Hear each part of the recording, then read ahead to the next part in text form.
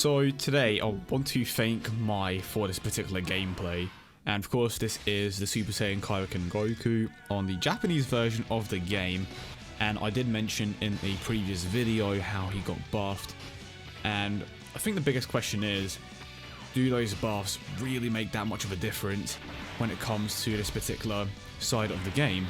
Because he does end up losing Fierce Battle in exchange for a better passive. So we are going to take a look at him today on JP, on the Pure Saiyan team, and I feel like as long as he can consistently get over 1.5 mil, he should be decent. I say that. Oh, that is not the greatest start, is it? That most certainly is not the greatest start. Oh dear. So, do you want to get a rotation where, of course, you have a support unit in play, because that is ultimately going to make a big difference. But just from that single rotation, it does not give me hope. I'm going to be completely honest. It just does not give me hope. So really hoping that the Bardock is going to make a bit of a difference here. But surely, is Fierce Battle going to make that much of a difference?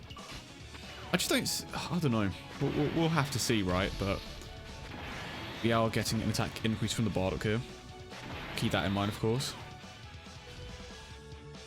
So now we are over the 1 million mark. Damn. Did he really get a buff after all? It was more like a placebo buff. It's like, you think he got buffed, but in reality, not really. Huh. Very interesting. I mean, I'm pretty certain that the stats stay the same. He got 120 to his passive instead of 100. So yeah, that's going to be taken into account, of course. But does the exchange for Fierce Battle truly make that big of a difference? Apparently it does. He can break 1 million, but on this particular team, I would expect him to be a bit higher than this. Kind of disappointed, I'm going to be completely honest with you guys. I expected a higher number, but in reality, he's just an average unit. I mean, it's a good thing that the banner is guaranteed SSR, like it was on on global rather, but I think for the most part, he's another pretty basic unit, and I think that's kind of what they intended him to be. But I don't know. It's a shame, because I was expecting the buff to make a much bigger difference, but from this gameplay alone, really doesn't seem to make that much of a drastic difference at all.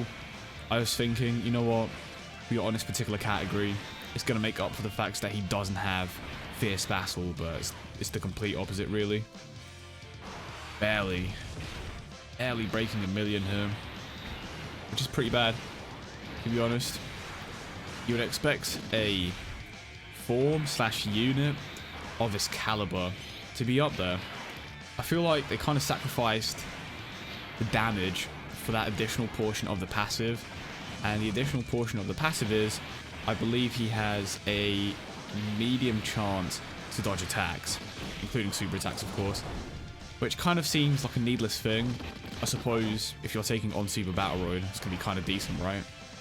Because it allows you to evade attacks, not take as much damage, but overall, I think he is pretty much on par with his global counterpart, if not slightly weaker. I did see a few calculations, and from what I saw, this particular Goku is slightly weaker, but that was with the 3 potential system buffs. At 100%, it could slightly vary, but I think that on both versions of the game, the units are still the exact same when it comes to damage. Maybe a few differences, but nothing that's too noticeable.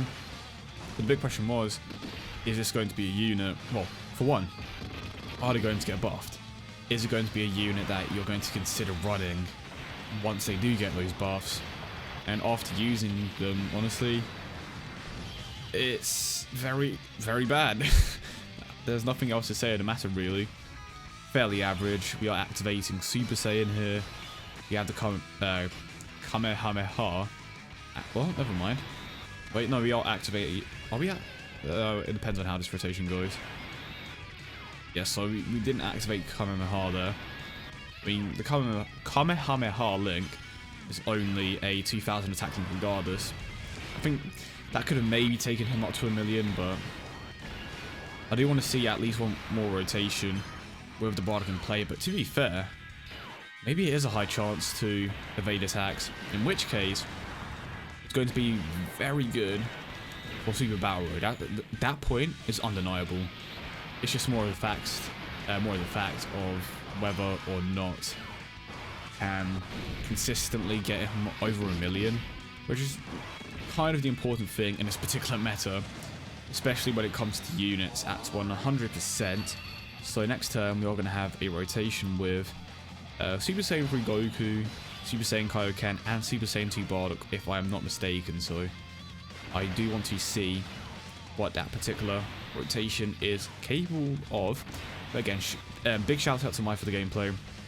Go check out his Twitter, which is in the description down below. I believe we have some legend stuff coming to the game relatively soon. Well, today/tomorrow, because there is going to be a maintenance. So definitely looking forward to that. Okay, and Vegeta does get another additional attack. Waiting for the day that we get some sort of big meta change again, because the categories are somewhat a change in meta. It's more of a change in layout for the teams, right? But there hasn't necessarily... I suppose it is a change in meta, but I'm talking about characters that shift it entirely. It's like you have to summon for these characters to be relevant. And of course what I mean by that is, let's say the Vegito meta, Super Vegito, he started it, and then when you jump onto the 120% leads, and with the events getting gradually harder, it's like you need 120% leads. You need some of these newer category leads. I'm just waiting until this period ends, and it's like you need these like crazy stupid leads, like 400%. But yeah, so the Goku, with a support unit in play, gets over 1 million. He does have the Otherworld link, which provides him with a 20% attack increase, but there isn't any... There technically is another unit that you could have run with him, but it's just not ideal. And of course that unit is the farmable Goku, but I don't know, it's just not realistic, I suppose. But again, a few people are most likely going to debate that.